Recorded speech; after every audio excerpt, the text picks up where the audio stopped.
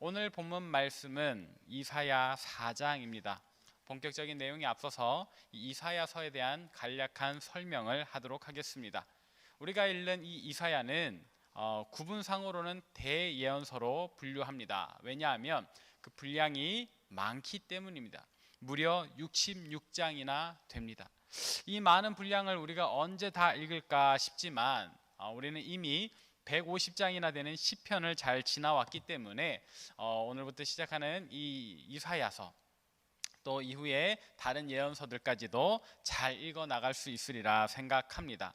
물론 시편보다는 조금 어려울 수 있습니다. 왜냐하면 예언이기 때문에 장래의 일을 말하는 것이기도 하지만 또 그 당시에 그들의 눈으로 보는 어떤 그 환상이나 이런 것들을 예언하기 때문에 말하기 때문에 우리가 다 이미지화할 수도 없고 또 메시지 자체도 심판과 멸망에 관한 메시지가 많기 때문에 심정적으로도 사실은 이렇게 읽어나가기 어려운 것이 사실입니다. 그러나 우리가 그 속에서도 우리를 향하신 하나님의 의미를 한 장 한 장 곱씹어 가다 보면 이 예언서 안에 있는 하나님의 사랑을 우리가 더욱더 진득하게 발견할 수 있을 겁니다. 그러면 우리는 이 예언서의 말씀을 어떻게 읽어나가면 좋을까요? 우리 오늘은 머릿속에 지도를 하나 만들어 보고자 합니다. 이 이사야서 66장이나 되는 이 방대한 내용을 그래도 조금 더 수월하게 인지하기 위해서 저와 함께 지도를 한번 만들어 보도록 하겠습니다. 이 지도는 이사야서를 개관하는 지도인데요. 아까 제가 이사야서는 전체 몇 장이라고 했죠?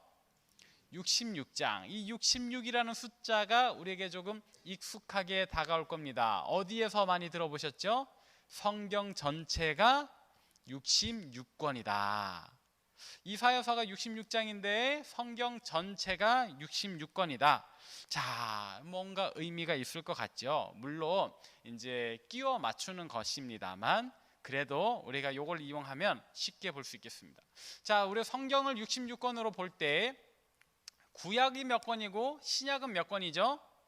구약은 39권, 신약은 27권. 그래서 보통 교회 학교에서는 이걸 어떻게 가르치느냐? 39, 27로 가르칩니다. 그래서 구약이 39권이다, 신약이 27권이다. 그리고 구약과 신약을 보통 뭐라고 이야기를 하나요? 구약은 오실 메시아에 대한 약속, 그리고 신약은 오신 메시아에 대한 약속. 근데요, 신기하게도요, 이 이사야서도 동일한 구조를 가집니다. 그러니까 전체 66장 중에 39장까지는 멸망에 관한 이야기를 해요. 너희가 이러이러해서 멸망할 거다. 먼저는 유다를 향해서, 두 번째로는 열방을 향해서. 근데 39장이 지나고 40장부터 끝장까지는 회복을 명령하세요. 그러니까 예언서라고 해서 무조건 멸망과 심판만을 이야기하는 게 아닙니다. 회복도 명령하세요. 하나님께서 구원도 약속하신다 이거예요. 그러니까 마치 성경 전체 39, 27로 나눠서 오실 메시아와 오신 메시아를 이야기하는 것처럼 이 이사야서도 39장까지는 39까지는 멸망과 심판을 이야기하지만 이후에 40장부터 66권까지 66장까지는 회복을 이야기하신다라는 거예요. 자, 이렇게 보면 이사야서가 꽤나 많지만 대충 얼개는 그려지죠. 39, 27에서 이 앞에 39장은 멸망과 심판, 뒤에 27장은 구원과 회복. 자, 그런데 먼저는 남유다를 향한 메시지고 두 번째는 열방을 향한 메시지다라고도 말씀드렸습니다. 그러니까 이 앞에 나오는 39장에도 이제 이 내용 구분이 되는 거예요. 자, 그러면 먼저 남유다를 향해서 예언했던 이유는 뭔가? 이 이사야가 남유다의 수도인 어디에? 예루살렘에 살고 있었기 때문에 이제 자기가 속한 나라, 자기 백성들, 북이스라엘도 같은 민족이지만 거기에 향한 예언도 합니다만 그건 좀 나중 이야기고, 그래서 먼저는 자기가 속해 있는 남유다를 향한 예언을 하는 거예요. 그게 12장까지, 그게 다음 주 화요일까지 이렇게 생각을 하시면 되겠습니다. 그래서 우리가 다음 주 화요일까지는 남유다를 향한 멸망이구나. 그럼 다음 주 수요일부터는 한동안 39장까지 열방을 향한 심판이구나. 이렇게 이해를 하시고 새벽 예배에 참석하시면 되겠습니다. 여기 열방을 향한이라고 할 때는 진짜 당시의 세계 끝이라고 생각했던 모든 나라들을 이야기를 하는 거예요. 거기에는 바벨론도 나옵니다. 아수르도 나옵니다. 다메섹과 사마리아도 나와요. 구스와 애국과 에돔과 두로까지 나옵니다. 그럼 많은 나라가 나와요. 그러니까 여러분들이 이 새벽 예배 참석하시면서 도대체 여긴 어디야 할 때에도 열방이구나. 지금 우리가 남유다를 지나서 열방의 심판으로 나아가고 있구나. 이렇게 생각하시면서 지도를 그려가시면서 말씀을 들으시면 아마 여러분들이 이 말씀 음미하기에 더 수월할 겁니다. 그럼 이제 본격적으로 오늘 본문을 한번 살펴볼게요. 먼저 오늘 본 말씀 1절을 함께 읽어보도록 하겠습니다. 오늘 본 말씀 1절 시작. 그날에 7 여자가 한 남자를 붙잡고 말하기를 우리가 우리 떡을 먹으며 우리 옷을 입으리니 다만 당신의 이름으로 우리를 부르게 하여 우리가 수치를 면하게 하라 하리라. 아멘. 무슨 말일까요? 오늘 본 말씀 1절은 사실 지난주 토요일 본문이었던 이사야 3장의 마지막에 포함되는 것이 더 적절합니다. 왜냐하면 이 내용상 오늘 본문 말씀은 우리가 이사야 앞부분에 이 남유다를 향한 멸망의 이야기인데, 근데 하나님께서 멸망만을 얘기하지는 않으세요. 예언서는 항상 이렇게 중간중간에 회복의 이야기를 넣어 주십니다.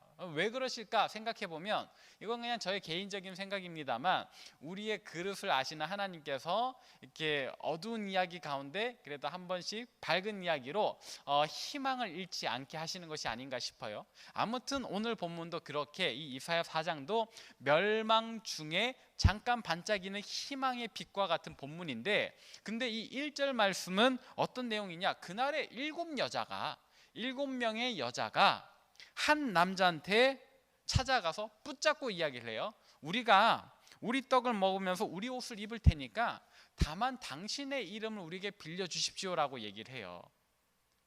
그래서 우리가 수치를 당하지 않게 해달라. 무슨 이야기일까?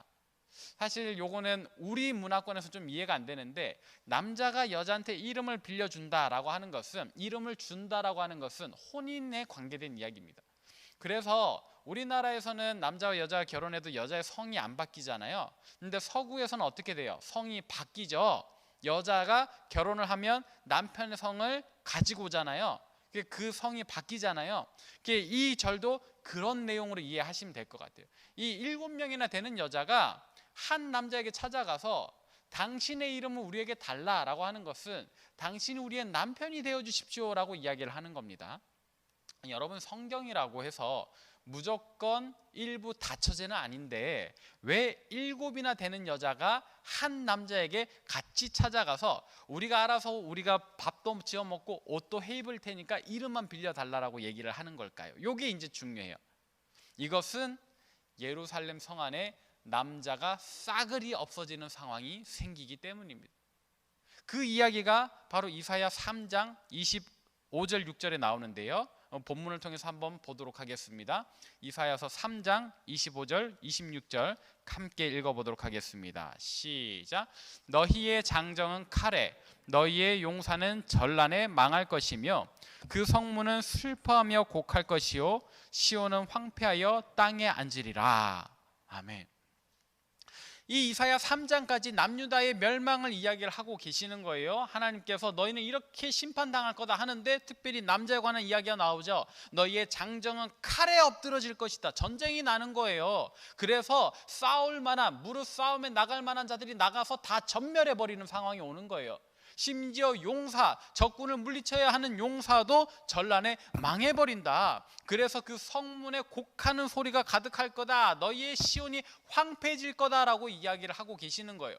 그러니까 오늘 본 말씀 1절이 거기에 붙는 게 맞겠죠. 그래서 이렇게 장정들이 다 넘어지고 또 용사도 망해버리고 나니까 남자가 없는 거예요. 그래서 이 예루살렘 성의 여자들이 어쩌다가 보게 되는 한 남자, 아마 이 한 남자도 싸움에 나갈 수 없는 너무 어린 남자거나 너무 나이가 많은 사람일 거예요.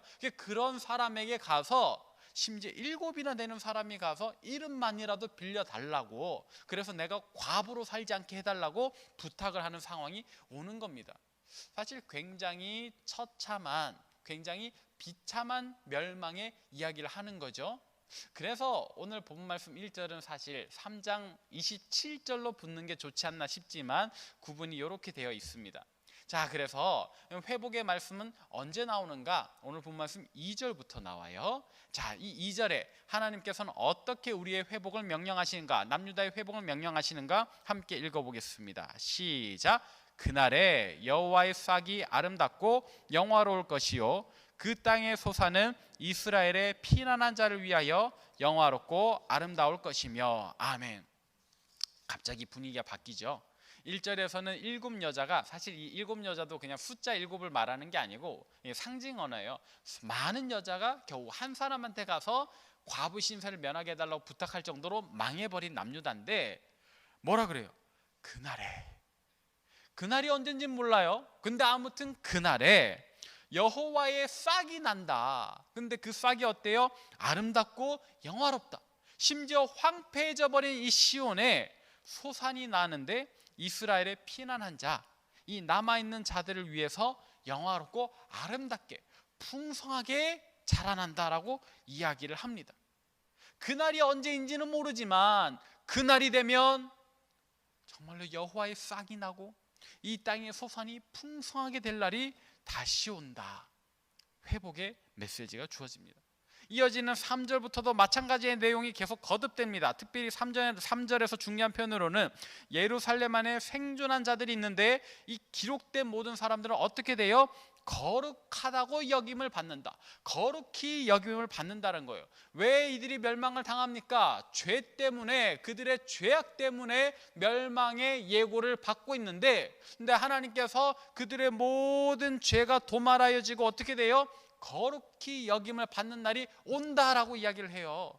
그날에 또 이어지는 4절에서는 시온의 딸들의 더러움이 씻겨진다, 청결하게 된다 직접적으로 언급하죠. 5절에는요, 마치 모세가 이끌던 광야 시대 그 험난했던 때에 그러나 하나님의 영광이 직접 임했던 그날과 같이 여호와의 영광이 임할 것이다 라고 얘기를 해요. 마지막 6절은요, 더 이상 전쟁이 그쳐서 초막을 짓는 거예요. 근데 이 초막은 무엇을 위한 초막이에요? 적군을 무찌르기 위한 야전 기지인가요? 아니요. 쪼이는 햇빛을 피하기 위한 그늘을 만드는 초막입니다. 전쟁이 끝나고 평안한 휴식의 때를 이야기하는 그런 초막의 말씀, 그런 말씀이에요. 자, 이렇게 이사야서 4장 전체는 회복과 평온을 이야기를 합니다. 근데 아까 제가 힘주어서 읽었던 표현이 있어요. 뭐예요? 그날에. 그날이 언제인지는 몰라요. 그러나 그날이 온다. 그날이 온다. 그 회복의 날이 온다라고 이야기를 합니다. 우리는 이 날을 가리켜서 한편으로 여호와의 날이다라고 이야기를 해요. 네, 여러분 여기쯤 와서 제가 여러분에게 한번 질문하겠습니다. 오늘 본문을 읽으시면서 어떤 생각이 드십니까? 이 회복의 말씀을 들으면서 감동하고 계십니까? 여러분 마음에 어떤 감격이 차오르고 계십니까? 정말 그날에 여호와의 싹이 나겠구나, 정말 그날에 여호와의 영광이 임하겠구나, 정말 그날에 내가 평온히 쉬겠구나 하는 어떤 그날에 대한 기대감이 차오르고 계십니까? 아마 솔직하게 말해서 그냥 듣고 계실 겁니다. 그렇구나, 오늘 내용이 그런 내용을 담고 있는 거구나 하는 정도로 말이죠. 근데 우리가 잘못된 게 아닙니다. 우리만 그렇게 듣는 게 아닙니다. 무슨 말인가? 당시에 오늘날 우리는 이 이사야의 이 멸망과 회복에 대한 이야기를 글로 읽잖아요. 기껏해야 저를 통해서 다시 들으시는 거죠. 근데 3000년 전에 이사야 본인의 음성을 생생하게 들었던 당시 남유다 사람들도 우리와 똑같이 들은 거예요. 아, 그래? 하는 정도로 말이죠. 그들은 왜 그랬을까요? 우리는 3000년이라는 시간의 텀이 있고 또 글로 들으니까 그럴 수 있다 치지만 당시 남유다 사람들은 어떻게 생생한 이사야의 목소리를 들으면서 우리와 같이 반응했던 것일까요? 그것은 그들의 삶이 이사야의 메시지가 선포되는 그 순간에 평온했기 때문이에요. 예언이잖아요. 당장에 있는 일을 말하는 게 아닙니다. 여러분들 이렇게 살다 보면 언젠가 하나님의 멸망이 올 거예요. 그리고 그 후에, 그 멸망이 한참 지속된 후에 하나님께서 우리를 불쌍히 여기사 회복을 주십니다라고 얘기를 하니까 이 남유다 사람들이 공감이 안 되는 거예요. 우린 지금 너무 좋은데, 우린 지금 잘 살고 있는데, 심지어 그들의 살 때 어떤 왕이 통치하던 시기냐, 여러분 지난주에 배우셨죠? 바로 다윗 왕 이후에 남유다의 다윗이라고까지 불렸던 히스기야 시대 때입니다. 히스기야 왕 때예요. 예배가 회복되고 국력이 다시 회복되고 열강에 견주어서 전혀 꿀리지 않는 남유다 그 강대국을 만들어가던 히스기야 때였단 말이에요. 너무 잘 살고 있는데 왜? 라고 얘기를 했단 말이죠. 그러니까 당시 남유다 사람들도 이사야의 목소리에 별로 공감하지 못했어요. 당시 그 사람들도 그랬는데 3000년 뒤를 살아가고 있는 오늘 우리가 막 두렵거나 막 감격하기는 어려운 일이겠죠. 그러나 들을 귀 있는 자는 들을지어다라고 하셨던 말씀을 기억하십시다.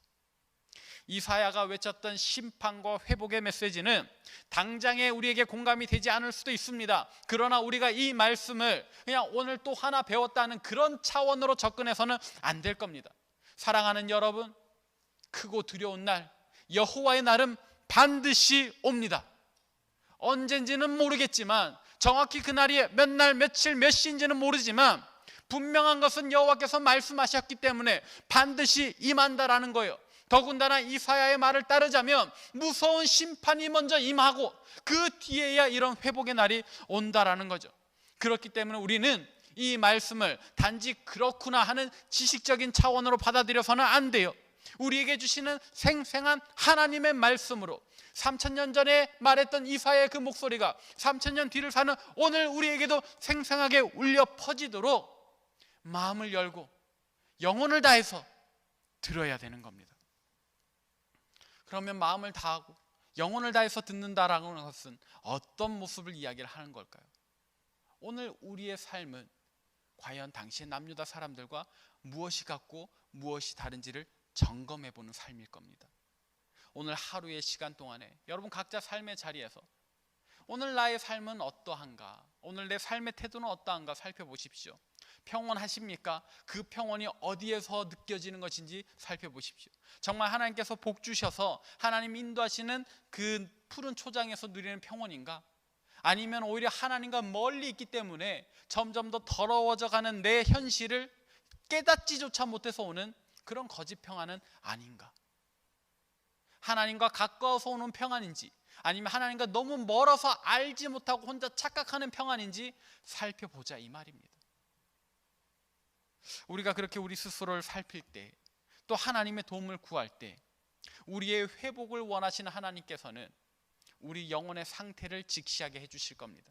정말 우리가 주님 안에서 평안한 것인가, 아니면 주님과 멀리 떨어져서 혼자 착각하는 평안을 누리고 있는가? 만약 주님께서 우리를 깨닫게 하신다면 민감하게 반응하십시오. 정말 주님께서 주시는 평안이 맞다면 더욱 감사함으로 그 평안을 누리시고, 만약 하나님과 멀리 있는데 내가 깨닫지 못했던 것이라면 얼른 하나님 앞에 회개하고 주님께로 돌아가시기를 바랍니다.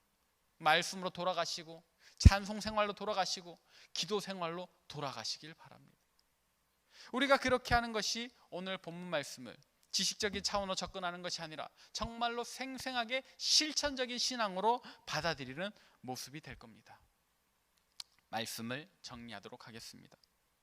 사실 오늘 본문에 나오는 그날은 전통적으로는 예수님께서 2000년 전에 베들레헴에 나실 것이다 하는 그 사실을 예언하는 것으로 봅니다. 원래 그렇게 해석하는 것이 맞습니다. 그러면 당시 사람들은 그렇다 치고 오늘 우리는 예수님께서 베들레헴에 오신 그 이후를 살고 있지 않습니까? 그러면 오늘 본 말씀은 다 성취되었다라고 봐야 하는 것 아닐까요? 아니죠. 그날은 예수님께서 베들레헴에 오셨던 그날에 시작되어서 지금까지 지속되고 있는 겁니다. 아직 다 성취되지 않은 겁니다. 여러분들 들어보셨을 겁니다. 이미와 아직 아니 사이를 살고 있는 우리를 말이죠. 예, 여호와의 날은 진행형입니다. 그렇기 때문에 우리는 오늘 말씀을 아직 다 이루어지지 않은, 온전히 성취되지 않은 우리 시대에 이루어질 말씀으로 받아야 합니다. 그럼 그날은 도대체 언제 완성되는 걸까요? 알고 계시죠? 나팔 불리는 그날, 우리 주님 다시 오시는 그날, 구름 타고 다시 오셔서 온 세상을 공의의 말씀으로 각 사람의 행위대로 심판하시는, 그리고 우리가 하나님 나라에 들어가는 그날, 실천적인 신앙으로 살아가시길 바랍니다. 정말 주님 다시 오시는 그날을 기대하고 고대하고 소망하면서 살아가시는 저와 여러분 되시길 바랍니다. 그렇게 살기를 우리 주님께서 원하십니다. 오늘 본 말씀이 바로 그런 하나님의 소망을 우리에게 전해주는 말씀이라 믿습니다. 함께 기도하겠습니다. 사랑 많으신 하나님 아버지, 오늘 말씀을 통해 우리가 오늘 하루를 또 어떻게 살아야 할지를 배웁니다. 하나님, 우리의 일상이 바쁘고 또 치열하겠지만 그 가운데서도 우리 스스로 천천히 돌아보면서 여호와의 날, 크고 두려운 그날, 모든 것이 심판받고 또 회복되는 그날에 어울리는 모습으로 살아가게 도와주옵소서. 주님 보시기에 우리 가운데 심판하실 만한 부끄러운 죄의 모습이 있다면 돌이켜 회개하겠사오니 주님 우리를 용서해 주시고, 또 주님의 날에 온전히 이루어질 그 아름답고 영광스러운 나라 우리에게 허락해 주옵소서. 주님의 자비와 긍휼을 구합니다. 참으로 우리에게 허락해 주옵소서. 사랑 많으신 우리 구주 예수 그리스도의 이름으로 기도합니다. 아멘. 축도하겠습니다. 이제는 우리 주 예수 그리스도의 은혜와 하나님의 진실하신 사랑과 성령의 위로하심이, 여호와의 날, 그날이 언제가 될지는 다 알지 못하지만 그러나 분명히 임할 그날을 기대하고 바라는 마음으로 우리 스스로를 정결하게 거룩하게 가꾸며, 우리가 묵상하는 가운데 떠오르는 죄악이 있다면 진실되게 엎드려 회개하고 돌이켜 다시는 그 죄를 범하지 않기를 다짐하고 결단하는 이 자리에 모인 모든 주의 백성들 머리 위에, 또 이들의 가정과 삶의 현장 위에, 무엇보다도 우리 동산교회 모든 교우들, 또 우리 조국 대한민국과 저 북녘 땅과 온 세계와 열방 위에 이제로부터 영원토록 함께 하옵시기를 간절히 축원하옵나이다. 아멘.